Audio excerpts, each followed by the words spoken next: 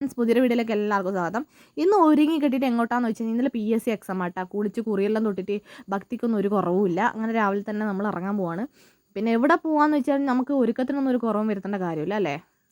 അടിപൊളിയായില്ലേ?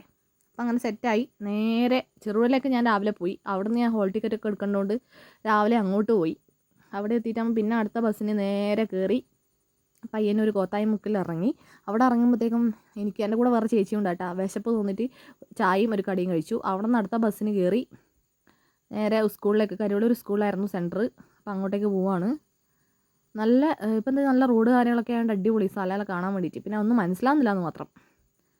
ഉണ്ട് നമ്മളവിടെ ബസ് സ്റ്റോപ്പിൽ ഇറങ്ങിയിട്ട് പിന്നെ കുറച്ചൊന്നും നടക്കാനുണ്ട് സ്കൂളിലോട്ടേക്ക്. ഇപ്പം ഇങ്ങനെ നടന്നു പോവാണ്.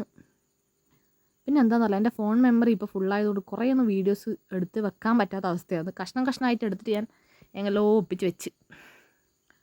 അവിടെ നിന്ന് കുറച്ചങ്ങോട്ട് നടന്നെത്തുമ്പോഴാണ് ഈശ്വരാ പേന എടുത്തില്ലല്ലോ എന്നുള്ളൊരു ഓർമ്മ വന്നത്. അവിടെ കണ്ടൊരു കടയിൽ കയറി ചേച്ചിയെ 2 പേന വാങ്ങുന്ന കൂട്ടത്തിൽ പുളിമുട്ടായും കണ്ടു. അപ്പോൾ അതും മേടിച്ച്. അല്ല പിന്നെ നേരെ നടന്നതാണ് സ്കൂളിൻ്റെ ഫ്രണ്ടിലെത്തി. കുറച്ച് ആൾക്കാരൊക്കെ വന്നിട്ടുണ്ടായിരുന്നു. പിന്നത്തെ പരിപാടി വെച്ച് നമ്മളെ നമ്പർ കണ്ടുപിടിക്കുക എന്നുള്ളതാണ്. അത് തപ്പിപ്പിടിച്ച് കണ്ടുപിടിച്ച് എൻ്റേത് 11-ലായിരുന്നു കേട്ടോ. സ്ഥലമൊക്കെ കണ്ടുപിടിച്ചു. എന്നാൽ പിന്നെ സമയമാകുമ്പോഴത്തേക്കും കയറി ഇരിക്കാമല്ലോ എന്ന് വിചാരിച്ചു. അപ്പോൾ തുറന്നിട്ടൊന്നും ഉണ്ടായിരുന്നില്ല. അങ്ങനെ കണ്ടുപിടിച്ച ശേഷം കുറച്ച് നേരം അവിടെ ഇരുന്നു. പിന്നെ പരീക്ഷയൊക്കെ എഴുതി കഴിഞ്ഞ ശേഷം നമ്മൾ പുറത്തിറങ്ങി.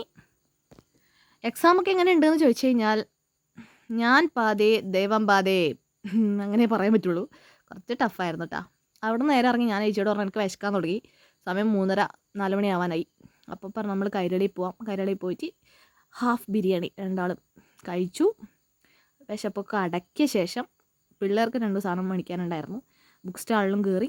ഇന്നത്തെ പരിപാടി ഇത്രയേ ഉള്ളൂ കേട്ടോ. ബാക്കി കാര്യങ്ങളൊക്കെ നാളെ കാണാം.